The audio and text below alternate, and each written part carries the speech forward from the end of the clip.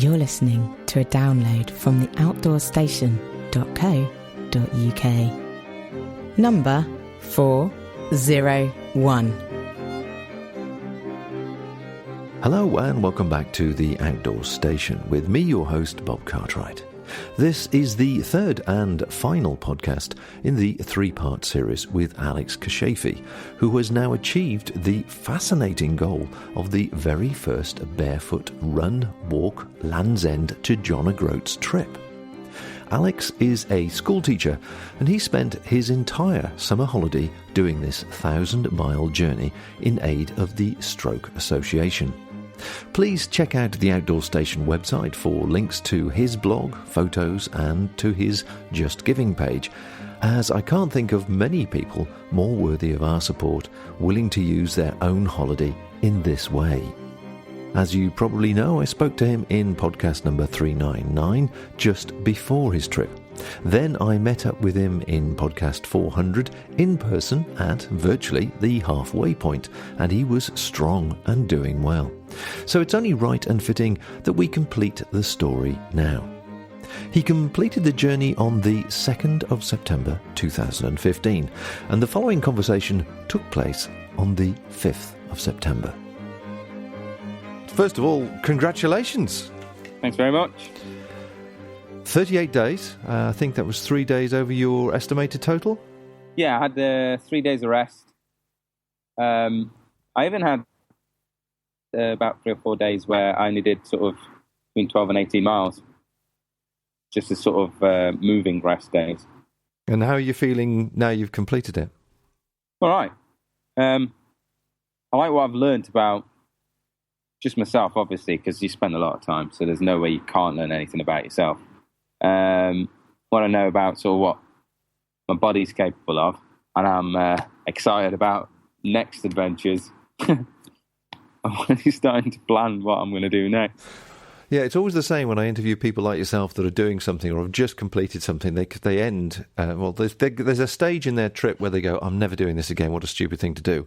And by the time I speak to them at the end, they're right, oh no, I've got things planned. I can't tell you what it is, but I've got things planned. Yeah, I've got quite a few things planned. Well, I'm really curious to know. I mean, you're very taciturn in your blog posts, which are short and concise, but they do imply an awful lot of depth to them with some of the things you might have been thinking or going through on the days. So, genuinely, just wiping the veneer to one side, how do you feel about yourself then, and what have you learned about yourself apart from what you're physically capable of? Well, a lot of what I was doing was more mental than physical. So things like being tired and wanting to stop, but then not stopping. That ended up being a point where I'd just be sort of walking along, let's say, having a bit of a rough patch, and I just have a conversation with myself where I'm saying, well, this is just because you didn't sleep enough last night. So what you need to do is you need to have some caffeine. You can have some caffeine now, or you can have it on top of that hill. Your choice, get it sorted, and then carry on moving. I think I'm a bit more confident in myself, and I've always been kind of happy about my own company, but I'm far more comfortable with my own company than I was as well. It's quite nice.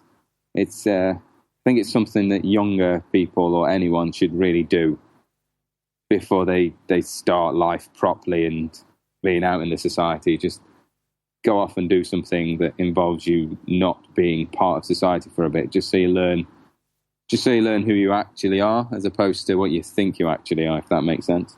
I read recently an article or two, and I can't remember if it was the States or in the UK, but they were basically taking, I think it was in the UK, up in the Lake District actually, they were taking groups of children away to learn, basic sort of bushcraft skills and sort of camping in the woods type of thing, building shelters. But as part of the actual trip, they had to spend a day on their own without any phones.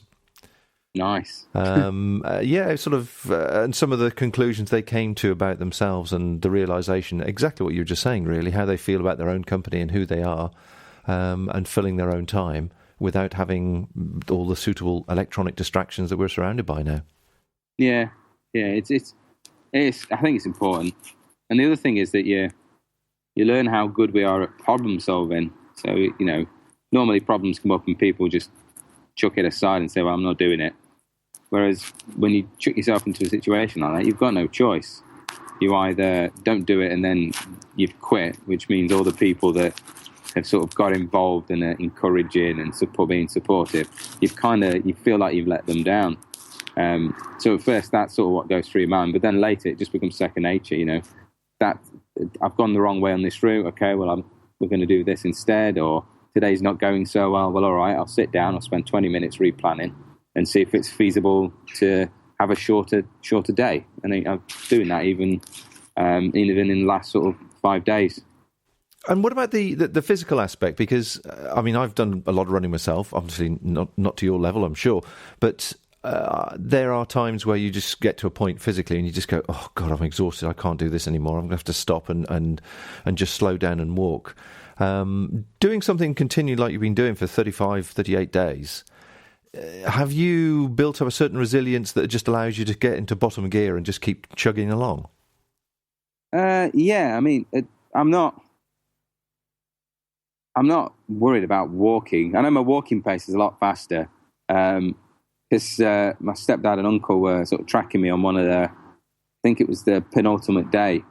And they asked me if I was running, and it was a day that I'd had food poisoning the night before. So I had no sleep. I felt really rough, which was the Tuesday. And they said, you were walking at 5 and 6 mile an hour, which is a running pace. So I'm not too sure if it was a glitch or whether, I don't know, I've just learned how to kind of move more efficiently. But quite a couple of people said that, watching me sort of walk or run, I seem to be moving at a pace, but not actually, really pushing hard, if that makes sense, kind of floating along as opposed to fighting it. That is interesting. I did walk once with somebody that completed the series of Munros in Scotland as one run in winter, and I ended up walking with him a week or so after that, and I just couldn't keep up with him. It was if I was with somebody who was running, but he didn't seem to be putting in any effort into his stride. Yeah, it's a combination of metabolism and mechanics, I think.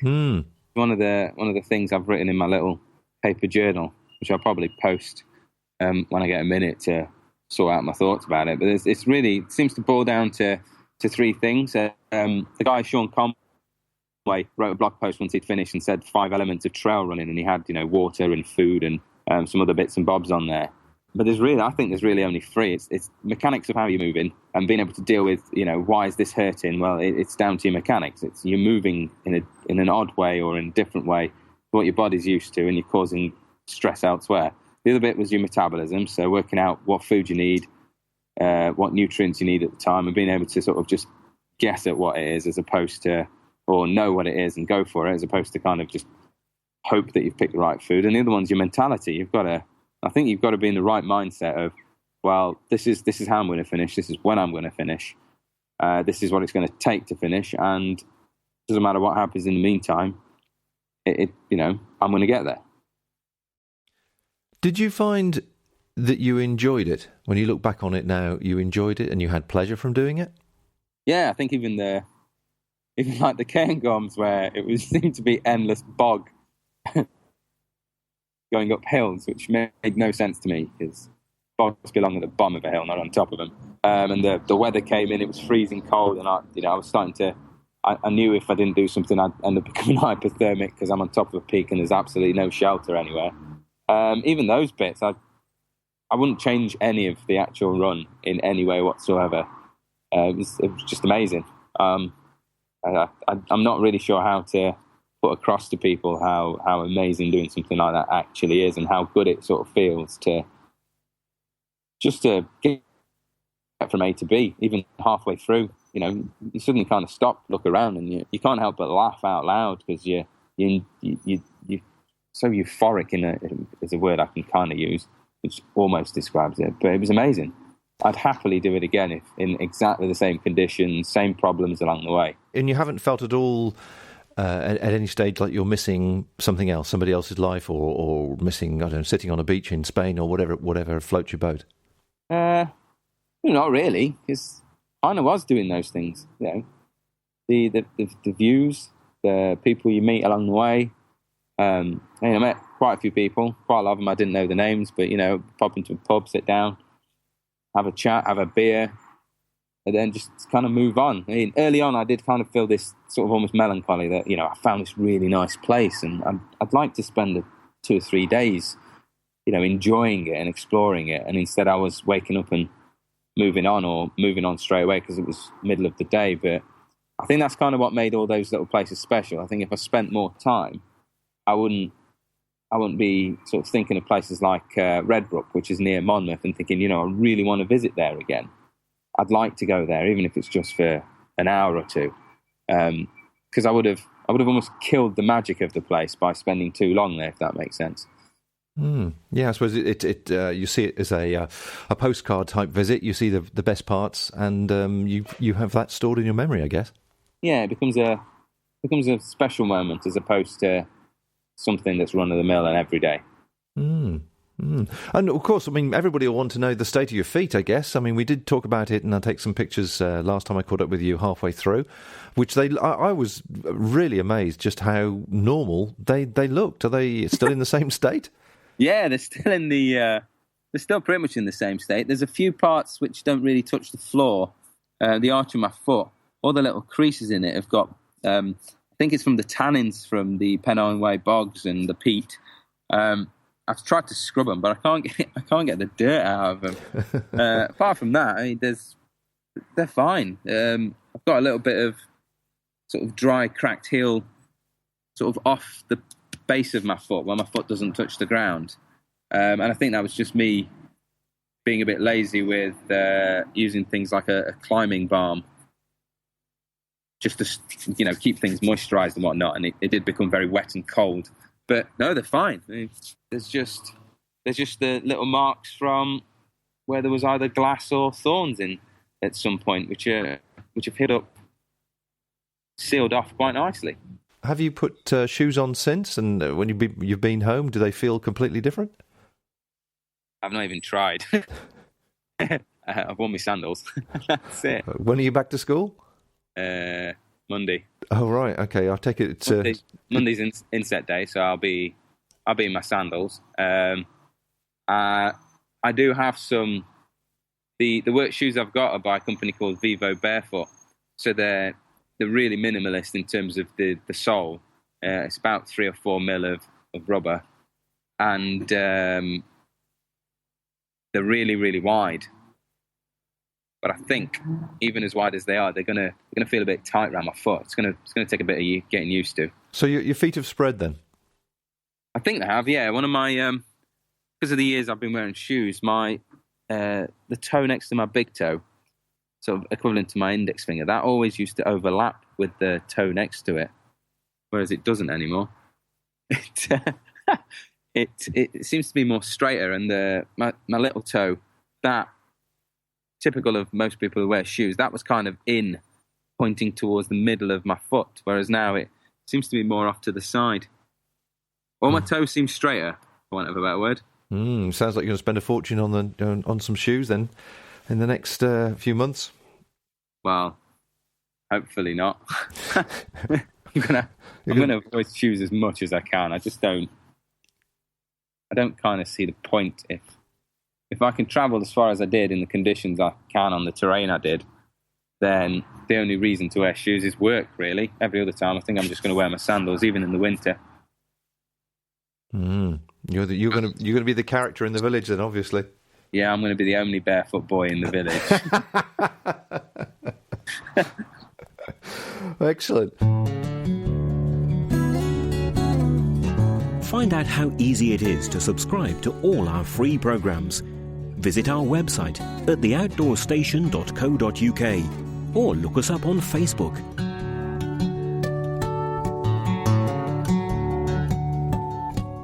So you were working on a £10 a day budget, I seem to remember, and I've seen some of your blog posts there, and it sounds like you met some interesting people, and there were some, certainly some interesting little huts and things you found along the way. Tell me a bit more about that. Well, there was a hunter's shack which I found on the way to, I think it was Alston. On the way to Alston. The weather was coming in, so I chose not to go out onto the fell and pick the road, thinking there'll be more civilization along the road than there will on top of a fell, which was wrong because there was nothing for miles and miles. I was struggling quite a lot to the point that I think I spent about 10, 15 minutes in a phone box, just collapsed on the floor, sort of thinking, what the hell am I doing? I need to sort myself out. My hips really hurting. My obliques were kind of aching. Back was seizing up for some reason. And I think it's probably the extra food I decided to carry with me, and I didn't quite compensate in the way I was moving for the extra weight. But then I carried on and happened to find the hunter's shack, which was locked on the outside, sort of a little latch that went across. And the odd thing is I knocked on the door to ask if anyone was in there before I unlocked it from the outside and went in, which afterwards I sort of realised was stupid. Found a few bothies on the in the cairngorms, which I popped in. I didn't really need to. I just popped in because I was more intrigued and kind of fancied just having a bit of a sit down. There's a few great pubs that I happened to find. One called the All Nations in Coalport near Ironbridge. Really small, lots of characters in there. You know, I wish I wasn't running the next day because I would have happily have just stayed in there, chatted to the locals, and you know, just got completely drunk with them because it was brilliant. It was fantastic. But I think there's just too many people that you meet along the way to sort of single anyone out. The one person that is stuck out in my mind was an old gentleman called Mike, who I mean, he could barely stand up. But I was talking to them. They knew what I was doing because someone had phoned up and said, you know, can he camp up in your patch of grass at the back at all, and can you buy him a drink and put it on my tab, sort of thing. And he found out, and I introduced myself to him, and he really struggled to rise and shook my hand and said that when I told him, like, you know, there's no need to stand up for me. He did say that he should do, and that I think that's the one that stuck with me, and I think I mentioned him in the last podcast as well. And what about this hut you found in near Bellingham that was somebody had experienced a trail angel over in the US? Oh, that. Yeah, it wasn't really a hut.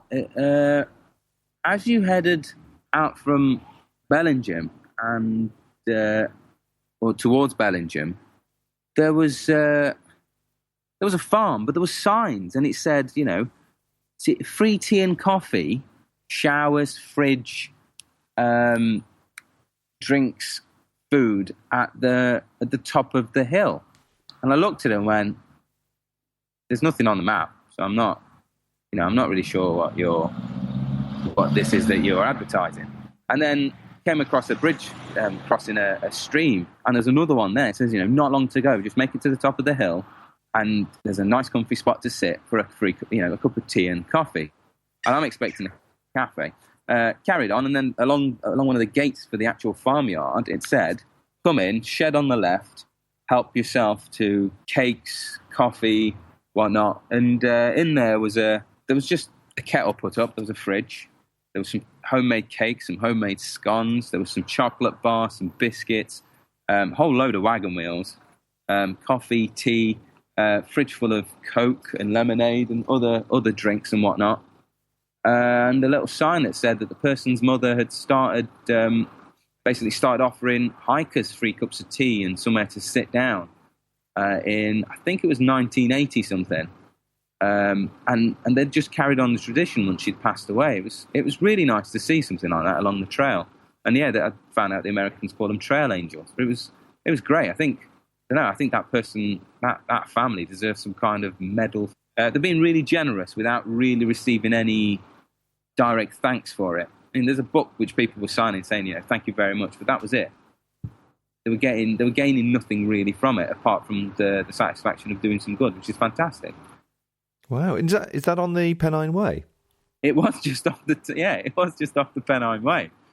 I've taken a photo. I did take a photo, and it's on the blog post, and that photo is GPS tagged, so you can find it, but it's not difficult to miss at all. You just carry on. Suddenly there's signs, and they say, "Come in for a cup of tea." I suppose most people will ignore that, especially when it's in a farmyard. and it looks like you're walking into onto someone's property when you shouldn't be. But it's amazing. I think I spent a good 20 minutes just sat in there, just enjoying being sat down out of the wind and the rain. Wow, what a wonderful, generous thing to do. Yeah, indeed. Well, that's it. You probably just advertised it now. There's going to be 1,000 people descending on it next weekend. Well, we've not said where it is. Have to hunt for it. So in total, you've done 1,162 miles. Yep. You noted that you've done 883 of them barefoot. I guess the rest were sandals for injuries and wet and when it was more wet and rain. Majority of that was in Scotland because I was on the roads and it was raining. I think every single day in Scotland, bar one, it rained at some point. And because the pace I was going at and the distance I was travelling, and because it was the end, it was sort of like, well, I think, I've proven enough that it is possible to do this sort of thing without really having your sandals at all. And I'm starting to move on to what I'm doing next. I know I'm going to finish. It's just a case of, right, get them on, don't be silly. There's no point to prove anymore, just get going. And that's where the majority of that 270-something miles, where the majority of those came from. Certainly when you were saying you were crossing the Cairngorms and you mentioned the Minigag and that particular route, I'm sure part of it I've been on myself, and I was wondering how you were going to get on with some of the tracks there, the farm tracks or the forest tracks. The gravelly ones. Yeah, which are gravelly, and the stones bigger than small gravel and smaller than big rocks, but it's just enough to keep your feet rocking and rolling all the time. There's quite a few patches where you could run along the side, so when it got really sort of a bit too much, I just jumped onto the side and ran along the peat. I think there was a few sections where I was running along going, why do people put this sort of thing down? It does not reduce erosion at all. It increases erosion. You wouldn't put a soft piece of crockery in some kind of moving object with some sharp gravelly bits in, because it would smash it to pieces. I was having a bit of a chunter to myself, but all I did was stick on the heather because it was peaty and fairly soft on the foot, so it just meant I could keep going at a reasonable pace. I think the highest point you went over was it 2,900 feet, something like that? Yeah, 912 metres, I think it was. A little trick point next to a peak that had a name, which was just beyond me in terms of pronunciation, so I'm not even going to attempt it. But it kind of, if you're going on the Minigag path, it's like a direct route to get onto the path that leads you into Glenafeshi. Glenafeshi, right? Okay, yeah. Okay.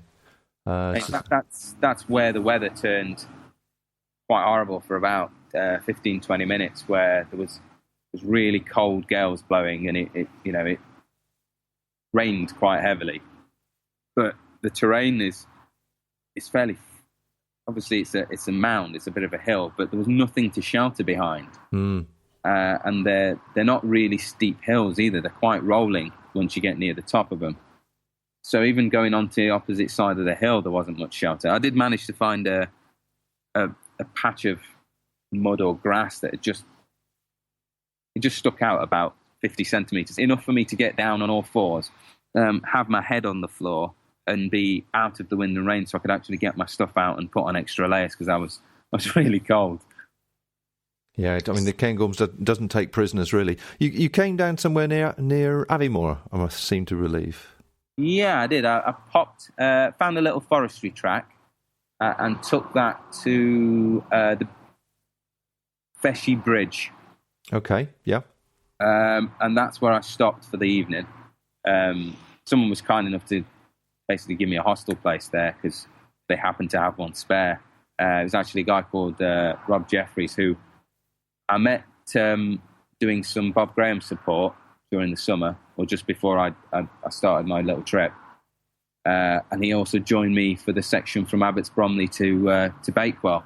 But he just contacted me and said, I've just noticed you here. I'm here on a bit of a holiday type thing, and I've got a spare hostel room, so if you want it, you can have it, which was really nice of him, actually. And then from Feshi Bridge, I headed to Aviemore, and then from Aviemore, I can't remember the name of the place I stopped. I think it was about 9 miles onwards. Might have been Carbridge that I stopped at after Aviemore. Did many people actually seek you out at all and sort of offer you any food or give you any help? Not really much. There was a few. There was a handful, and it was mostly people who I'd met in passing at races. So in the Yorkshire Dales, 2 or 3 people who I'd met during the Fellsman, they just spotted me as opposed to I'd met them and talked to them, sort of thing. They spotted me in my sandals at Fellsman, and then obviously followed the trip. And a couple of them popped up. One of them was a guy called James, was nice enough to bring a beer and some leftover homemade pizza. So, the 3 of us just sat on the side of a hill where I'd pitched up my tent, having a beer and having a bit of a chat and a bit of a laugh. It was actually quite nice. But there wasn't that many people. I know a few people said they tried, but they seemed to have problems catching me. So they'd sort of see me go past one place, and they'd not got there on time. So they'd scoot round to the next section that I should be at, but I'd already gone past it. Or they'd see that I'd stopped in a pub. They'd rush to the pub only to find that I'd left 5 or 10 minutes before to get to the next spot. Did you get much press coverage as well? Because I noticed there was various things popping up in Scotland.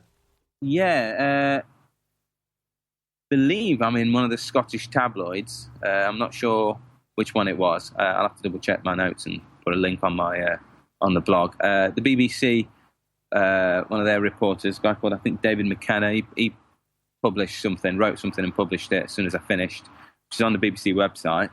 There is a link. There will be a link to it on the blog, but there is on the Facebook page. I'm fairly certain, I've not been watching television anyway, but I'm fairly certain there was something on BBC Breakfast just before I finished. I think the Tuesday they put something on just as a little reminder. And one of the reporters did a quick phone interview with me, and I sent her a little video clip of the very, very last bit in the wind and the rain, where I basically, 10 o'clock at night, I'd reached the finger post and said done at the camera. I'm hoping that Trail Running Magazine, once the editor's not too busy, she's going to get in touch with me for a follow-up piece, because they did the interview to start with. Runner's World Magazine also said that, they're going to, and I think it was partly because a lot of people thought, he's not actually going to do this. He's going to get so far and have to stop. Before I'd started, they said they'd be interested in running a piece, like a pre-run and post-run interview type thing. So hopefully it will all generate some publicity and some more funds. Yeah, super. Well done. Well done. Podcasting around the world. It's all about getting out and having much more fun. This is the Outdoor Station. Yeah, you started, I think, with just a couple of friends in a van that dropped you off at Land's End. Yep. Was there any welcoming committee at all when you got to John O'Groats? There kind of was, yeah. It was really, really nice. My stepdad and uncle came up just for the last 3 days. I think it was because my uncle wanted to run some sections with me, and they were sharing the driving, which is why they came for such a, as opposed to 1 day, they came for 3 days. So they gave me a lift back. My uncle ran the last 19 miles with me from Watton all the way to the actual John O'Groats finger post. And 2 friends who I'd not seen for a while, who I met again in Knighton and spent the evening at theirs. They've basically gone on a bit of a Scottish road trip, and they were tracking me all through the day. And just after I'd got to the post, and I was sort of asking my uncle, "Do you know which way the campsite is?" Because I have no idea where anything is at the moment. They just appeared round the corner, which was really, really nice to see. So I started with 2 friends and ended with 2 friends, which has a lovely bit of symmetry to it. Oh, nice, nice. And did your uncle make any comments on your running style, your speed or strength at all when he was running with you the last bit? Yeah, he did 25 miles with me a couple of days before that on the Monday, and I think I just walked on that day. There was no running whatsoever, And I think I destroyed him a little bit because he was aching by the time we'd finished. And the next day, he was struggling to get in and out of the car. But he did say, he ran with me a couple of years ago, and he said that the sort of improvements I've made to just the way I move and my efficiency is, he said he was amazed by what I could actually do. Because he also ran a section in Hathersage with me, going down a bit called Padley Gorge, which is really rocky, big boulders, really kind of technical trail running. And he said that he was amazed at how fast I was travelling down the path, even with my rucksack on, and the fact that I wasn't tripping over anything. I think I remember having to vault a boulder that I didn't see around the corner, and he said he didn't understand how I managed to do that, without even sort of flinching, as it were, almost like just a natural thing for me to do. So I'm quite pleased with the progress my body's made over the last 6 weeks. So are you entering a few more races now? As soon as you come back now, you're in the peak of conditions. Yeah, I ran it's only a free park run this morning. It's only a 5K at Lyme Park, really nice little trail run. Basically just ran and had a bit of fun, walked some bits, sang along the way, danced to the bits of the music that I really liked while I was running. That's kind of what I've been doing over the last few weeks. The High Peak 40 marathon in Buxton is coming up in 2 weeks, so I'm gonna do that. I've got another race on the 31st of October called Dusk Till Dawn. It's a 50 miler, which you start at dusk, and the idea is you end it at dawn. I think that's it in terms of the actual races. I am gonna sort of get my act together a little bit more than I did in the previous year, and do lots of little mini adventures out to places like Snowdonia, the lakes.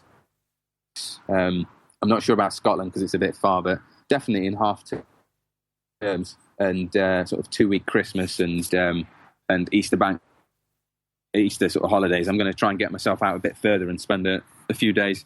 Really, it's going to be training for the next adventure, because I really do fancy somewhere like the Alps or the Pyrenees, following like the GR5 or the GR10 trails, or doing some kind of high level traverse, because that's my kind of. They're my kind of trails and terrain. I really do like rocky, big things. Wow. And are we talking barefoot still? Yeah, they'll be barefoot or in sandals. I'm not sure I get the whole idea of shoes when it's possible to do them in a really minimal pair of sandals.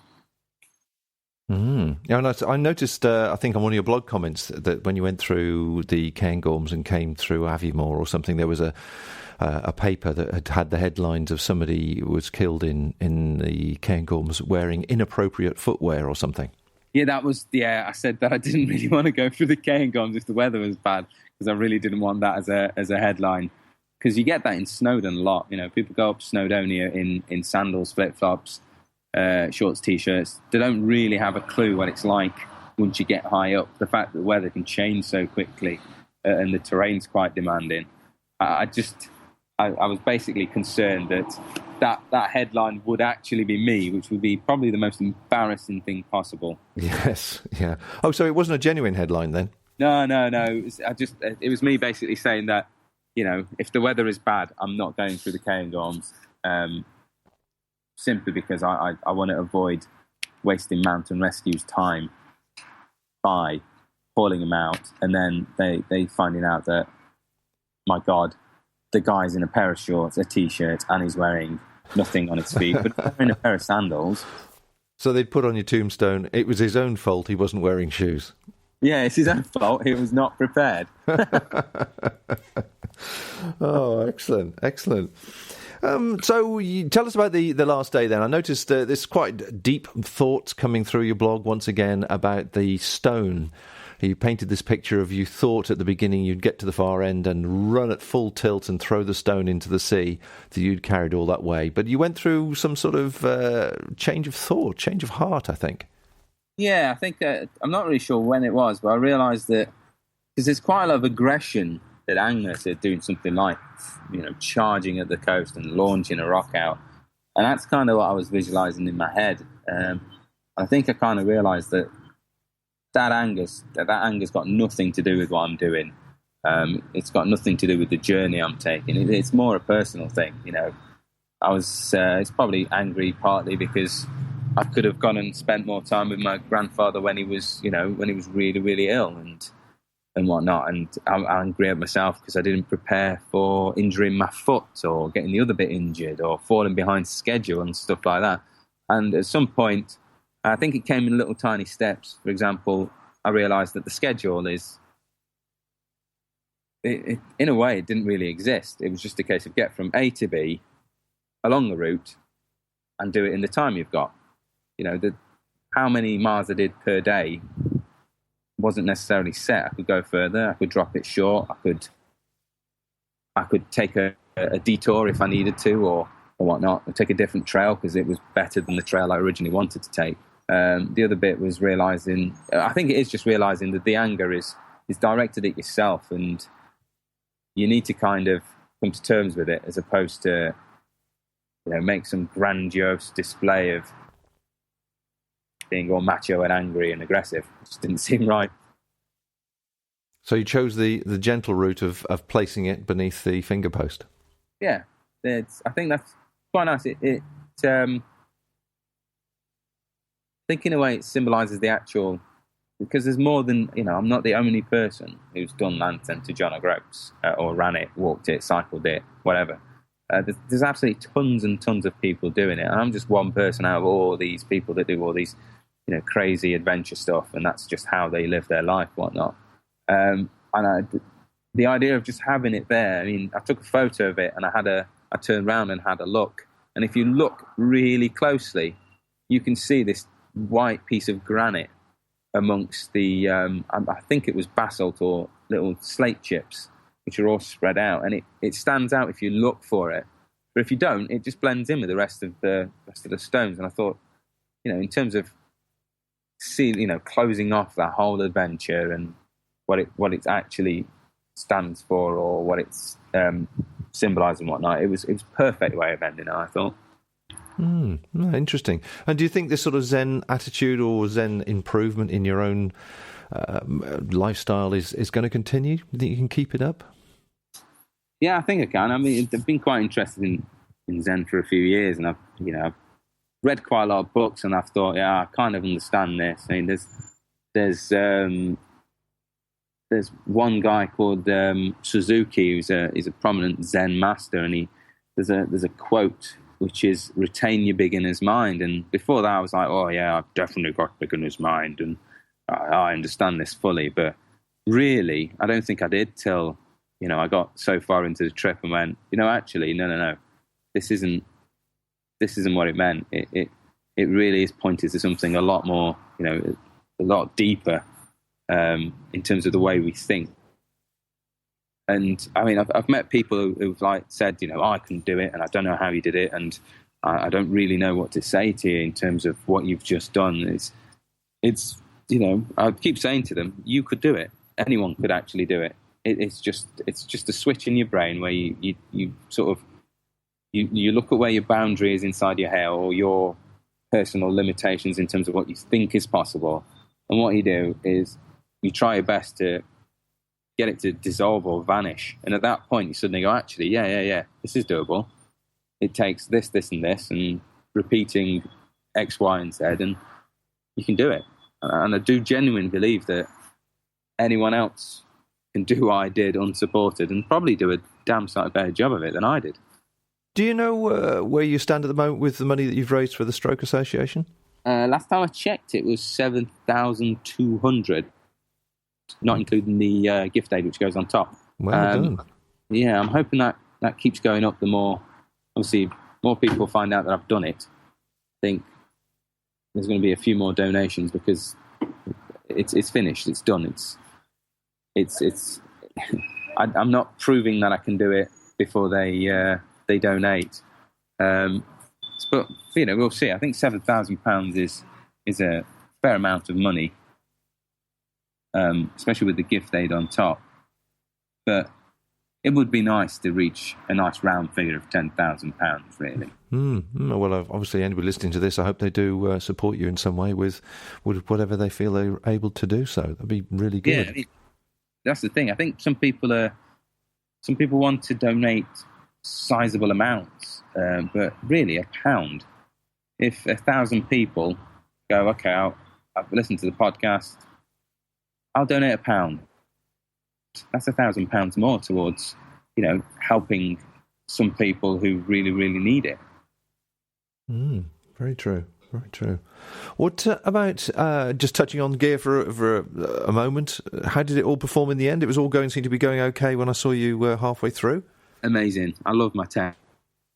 And the last night when I didn't really need to pitch it, I ended up pitching it, and after having several whiskies with my uncle, because I think the journey for the pair of us was quite, it's quite a personal thing, and I think he kind of appreciated what I was doing, because we had some conversations along the way, which were, there were things that you would normally say out loud, but to other people.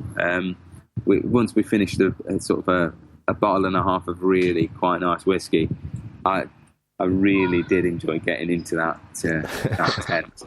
It was like fantastic. I'm in here again, because it was just, I don't know, it was the one place that I could guarantee pretty much the conditions. It would be dry and it would be warm without midges. And did you, after I saw you, did you carry on predominantly wild camping? Yeah, pretty much. I think there was a couple of nights where I ended up in a hostel. There was one in Blair Athol where I think I'd had a pretty much a fairly tough day, because about a week leading up to that day, I had some kind of stomach bug, so I put food in and it didn't really stay, and it wasn't really getting processed in any way. It was just coming out really quickly, which at first concerned me, but then I found, as long as I top up my sugar, I'm okay. But apart from that night and the Tuesday before finishing, I was wild camping. I found some really nice spots as well. Excellent. Brilliant. Well, Aleks, you've just finished, what are we now, with the 5th of September, and you finished, 4 days ago? Second. Amazing.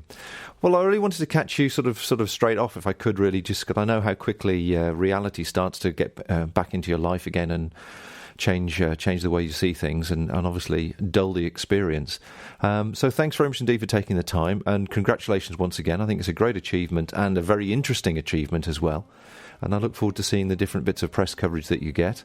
And I hope that people who are listening to this, as you say, donate £1 or a little bit more towards a really good cause. Yeah, that'd be great, actually. I think that would be the icing on the cake, as it were. Because I think I've said in one of my blog posts, what I did was just went from one place to the other. I haven't cured any disease or done anything really impacts on people's lives, as it were. So I think that the donations and raising a bit of money, which will then lead on to impacting on people's lives, would actually make the whole thing really, really worthwhile. With that in mind, I shall look forward to hearing what your next barefoot adventure may be. Yes, I'll probably be in touch. We'll get something organised and get some tips from you. Excellent.